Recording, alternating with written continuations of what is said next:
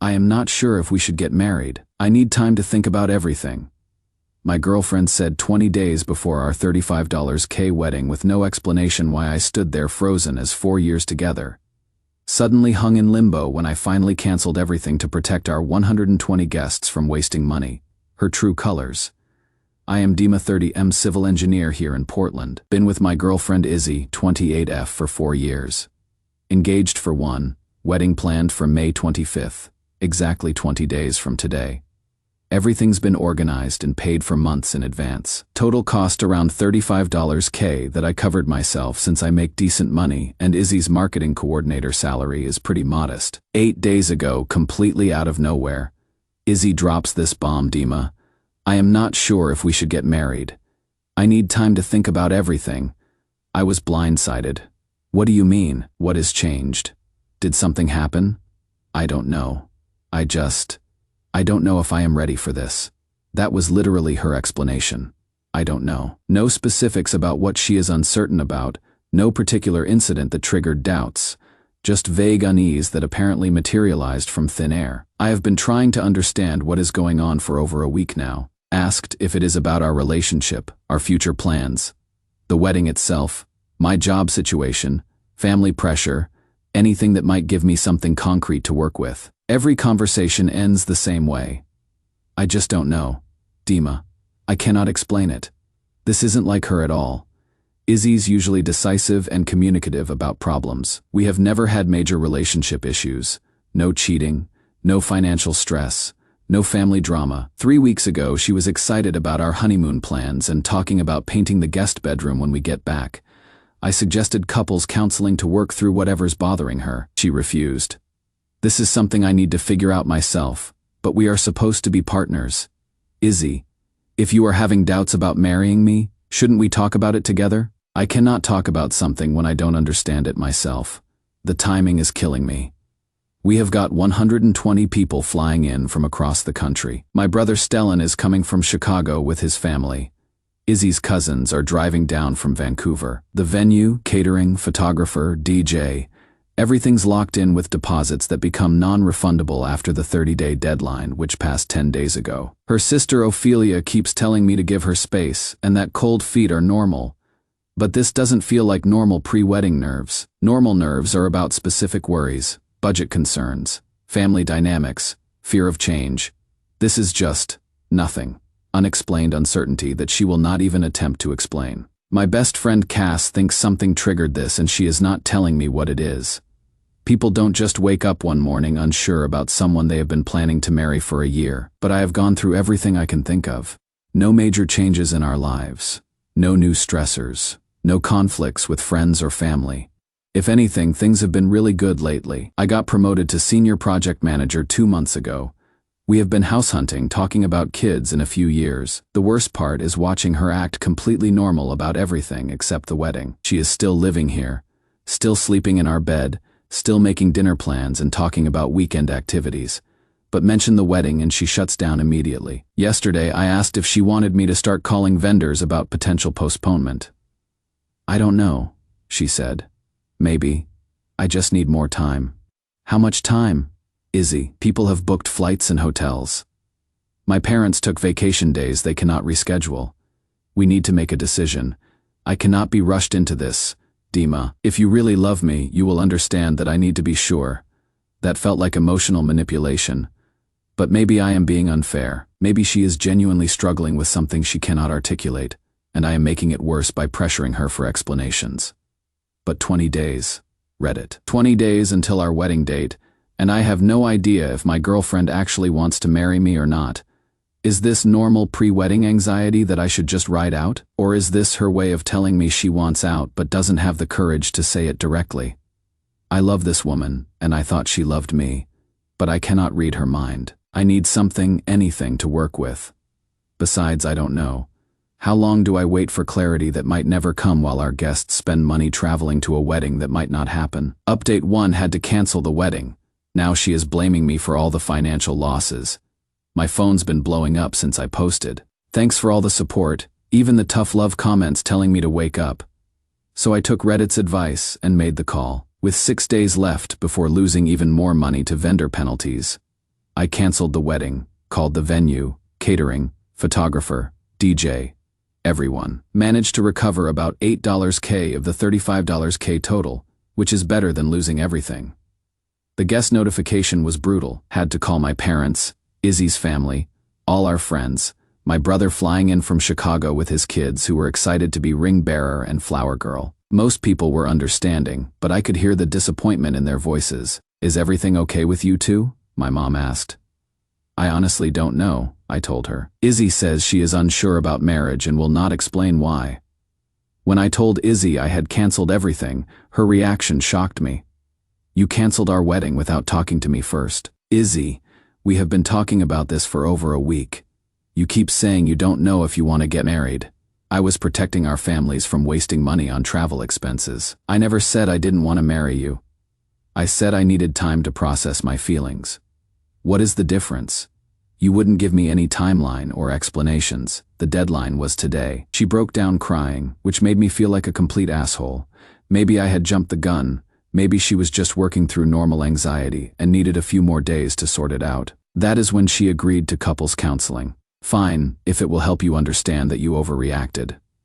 We got an emergency session with Dr. Hayes yesterday. I thought maybe having a neutral third party would help Izzy articulate whatever she had been struggling to explain.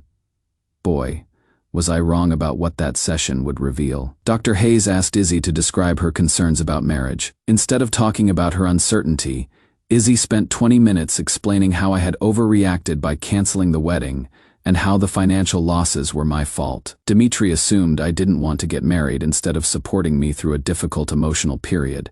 She told the therapist he chose to panic instead of showing faith in our relationship. I sat there stunned as my girlfriend described me as the problem for responding to her repeated statements about not being sure about marriage. Dr. Hayes asked Izzy, "What specifically were you uncertain about?" I was just feeling overwhelmed by the magnitude of the commitment. Normal pre-wedding nerves that would have passed if Dimitri had been patient. But you told me you didn't know if you wanted to get married, I said. I was expressing normal anxiety, not calling off our engagement. You turned my vulnerability into a crisis. The gaslighting was so smooth, I almost believed her version of events, but I remembered our conversations clearly. Her exact words weren't about feeling overwhelmed. They were about not knowing if she could go through with this. Dr. Hayes turned to me. Dimitri, how did you interpret Izzy's statements about uncertainty? She said she wasn't sure if we should get married and couldn't explain why. When I suggested working through it together, she refused counseling and wouldn't discuss specifics. With 120 people traveling and thousands in non-refundable deposits at stake, I felt like I had to make a decision. See, Izzy said to the therapist, he prioritized money over supporting me emotionally. That is when it clicked. This whole thing had been some kind of test. Izzy created uncertainty right before our wedding to see how I would respond, then blamed me for responding practically, instead of begging her to marry me. Izzy, I said, if you wanted to get married all along, why couldn't you just say that when I asked directly? Because you made it about deadlines and money instead of reassuring me that you wanted me as your wife regardless of my fears. The manipulation was breathtaking. She had created a crisis, refused to communicate, waited until financial pressure was maximum, then blamed me for not reading her mind about what she actually wanted. Dr. Hayes suggested we schedule weekly sessions to work through our communication issues. I agreed, but spent the drive home realizing this wasn't a communication problem. It was a manipulation problem. Cass called me that night. Bro, she created drama to test your devotion, then blamed you when you chose to protect your families instead of playing her game. That is not pre-wedding nerves. That is emotional manipulation. I am starting to think he is right. Someone who manufactures crisis right before major life events, and then blames you for responding responsibly isn't someone I can trust with marriage. The wedding was supposed to be in 12 days. Instead, I am questioning everything I thought I knew about the woman I wanted to spend my life with. But yesterday, something happened that made me realize this pattern goes way deeper than just wedding anxiety. Update 2. Been dealing with work overtime all week. Finally got time to update. The therapy session was the beginning of the end, but it took a few more weeks to fully understand what I had been living with. After that first session where Izzy blamed me for the cancellation, we had 3 more appointments. Each one followed the same pattern. Dr. Hayes would ask Izzy to explain her feelings, and Izzy would redirect the conversation to how my responses were inadequate. "Dimitri doesn't make me feel secure when I am vulnerable," she told the therapist. "He jumps to practical solutions instead of providing emotional support." Dr. Hayes asked what kind of support she needed. He should have reassured me that he'd marry me regardless of timing or cost, not threatened me with deadlines. But I hadn't threatened her with deadlines. I had explained the practical realities of having 120 people travel for an event she couldn't confirm she wanted. The breaking point came during our 4th session when Dr. Hayes asked directly, "Izzy, do you want to marry Dimitri?" "Of course I do. I have always wanted to marry him. The problem is that he doesn't trust my commitment when I am processing emotions." That is when I finally spoke up. "You literally said, 'I don't know if I can go through with this,' and refused to explain why for 8 days. How is that expressing commitment? You should have known I didn't mean it literally. How could I know that when you wouldn't clarify what you actually meant?" Izzy turned to Dr. Hayes. "See how he makes everything my fault?" This is exactly the dynamic I was trying to work through before the wedding. The therapist looked confused. "Izzy, it sounds like you wanted Dimitri to interpret uncertainty as a request for reassurance, rather than addressing the uncertainty directly." "Yes, that is what partners do. They support each other through difficult emotions instead of abandoning ship." But I hadn't abandoned ship. I had tried to support her through whatever was bothering her. She had refused every attempt at conversation or problem solving. That night I told Cass about the session. "Dude, she wanted you to beg her to marry you. When you responded like a responsible adult instead of a desperate teenager, she blamed you for not playing her game correctly." He was right. This wasn't about pre-wedding nerves or communication issues. This was about control and manipulation through manufactured crisis. I ended our engagement the next morning, told Izzy I couldn't marry someone who created problems to test my devotion, then blamed me for not solving them psychically. Her reaction confirmed everything. Instead of sadness or attempts to work things out, she was furious that I was giving up on us when she was ready to move forward. "I was willing to reschedule the wedding and start fresh," she said, "but apparently you care more about being right than about our relationship." Even while breaking up, she was blaming me for her behavior. I moved out that weekend while she was visiting her sister. Ophelia sent me angry texts about abandoning Izzy when she needed me most, but I was done being responsible for other people's manufactured drama. The next few weeks were rough, but also clarifying. Without constant crisis management, I realized how much energy I had been spending on Izzy's emotional manipulation cycles. About a month later, mutual friends started filling me in on Izzy's version of events. According to her, I had gotten cold feet and canceled our wedding because I was too immature for marriage. She told people I had abandoned her when she needed support most and couldn't handle normal relationship challenges. The rewriting of history was incredible. In her version, she had been the stable one wanting to work things out while I panicked and ran. None of our friends knew about her refusing counseling, her inability to explain her concerns, or her blaming me in therapy for responding to her stated uncertainty. But I didn't waste energy correcting the record. People who knew us both would figure it out eventually, and people who only heard her side weren't my problem anymore. My brother Stellan summed it up perfectly. "Sounds like she wanted a wedding day performance where you proved your devotion by overcoming her manufactured obstacles. When you treated it like real life with real consequences, she blamed you for not following her script." The relief of not having to decode someone else's hidden meanings or manage their emotional games was incredible. I threw myself into work, got promoted to senior project manager, used the wedding money to put a down payment on a house, started taking the trips I had postponed during the relationship, went hiking in the Cascades, took that photography workshop I had been interested in, visited college friends I hadn't seen in years because Izzy always found reasons why those weekends wouldn't work. 3 months out, I can see the pattern clearly. Izzy created uncertainty to test my willingness to chase her, then blamed me for not chasing hard enough. Someone who plays games with major life events will play games with everything. The best part, I heard through friends that she got engaged again 6 months later to some guy from her work. Same pattern. 2 weeks before their planned wedding date, she suddenly wasn't sure and couldn't explain why. That relationship ended when he also chose to cancel rather than beg her to marry him. Now mutual friends understand what I was dealing with. "We thought you had just gotten cold feet," my friend Marcus told me, but after watching her do the exact same thing to Jake, we realize she has got some kind of pattern. Some people are addicted to drama, and will create it if it doesn't exist naturally. I am grateful I learned that before we actually got married, and I had to deal with this pattern for years. The house is quiet, but it is a peaceful quiet. No manufactured crises to manage, no hidden meanings to decode, no emotional tests to pass or fail. Just normal life with normal problems that have normal solutions. That is worth way more than any wedding could have been.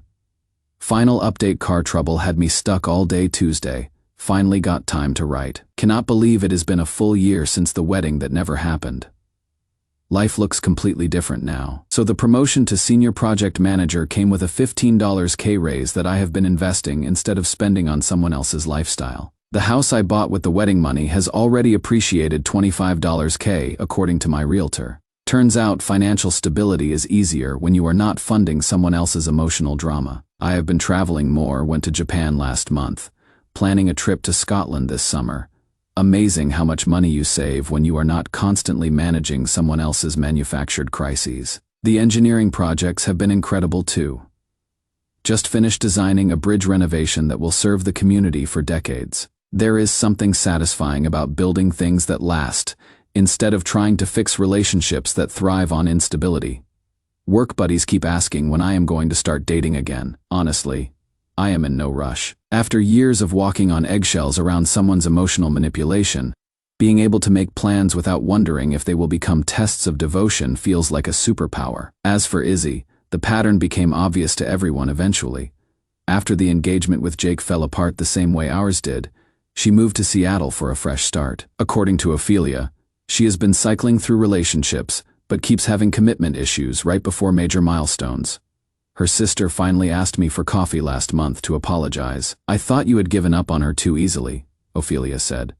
But after watching her do this to 3 more guys, I realize you probably saved yourself years of that manipulation. Apparently Izzy's been in therapy working on her abandonment, fears that cause her to test relationships when she feels vulnerable. The therapist's interpretation is that she sabotages commitment because she is afraid of being rejected, so she creates crisis to see if partners will fight for her. That is probably accurate, I told Ophelia, but understanding why someone manipulates you doesn't make the manipulation healthy to live with. The weird thing is, I don't feel bitter about any of it anymore.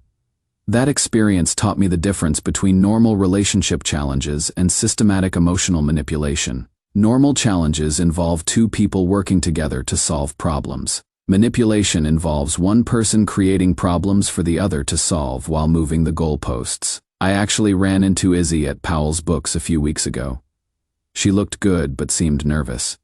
We chatted for maybe 5 minutes about work in the city, kept it surface level. I want you to know I understand now why you canceled the wedding, she said before we parted ways. My therapist helped me see that I was putting you in impossible situations. I appreciated her saying that, but I also noticed she framed it as impossible situations rather than taking full responsibility for creating those situations intentionally. Even in her apology, there was still some distance from ownership. I hope therapy helps you build healthier relationships, I told her sincerely, because I actually do hope that for her, not because I want her back, but because everyone deserves to outgrow their destructive patterns. My parents ask occasionally if I am lonely living alone. The answer is no. There is a huge difference between being alone and being lonely. I was lonelier during the relationship, constantly wondering if I was failing some test I didn't know I was taking. Now I hang out with friends without analyzing whether my social choices meet someone else's unstated expectations. I make weekend plans without wondering if they will become evidence of my inadequacy. I solve actual problems instead of manufactured ones. Cass summed it up perfectly last week. You traded someone who created drama for sport for a life where drama only exists when actual problems need solving. That is not settling, that is winning. The house has a workshop in the garage where I have been building furniture, chairs, tables, shelves. There is something therapeutic about creating things that serve clear purposes instead of trying to fix emotional puzzles designed to be unsolvable. Maybe I will meet someone eventually who views partnerships as teamwork instead of testing grounds. But I am not searching desperately or compromising my peace for company. I learned that being alone is infinitely better than being with someone who turns love into a series of loyalty tests. Some people need drama to feel loved. They create uncertainty to generate pursuit, manufacture problems to feel needed. design tests to prove devotion. I am not interested in auditioning for love anymore. The woman I eventually choose to build a life with will be someone who solves problems with me instead of creating them for me. Someone who communicates clearly instead of expecting me to decode hidden meanings. Someone who sees our relationship as a foundation to build on, not a performance to evaluate. Until then, I am building the kind of life that can accommodate love without requiring it. Strong foundation, clear communication, honest dealing. Turns out those engineering principles work for personal life too. The wedding that never happened taught me exactly what I don't want in a marriage. That is probably worth $35K of education.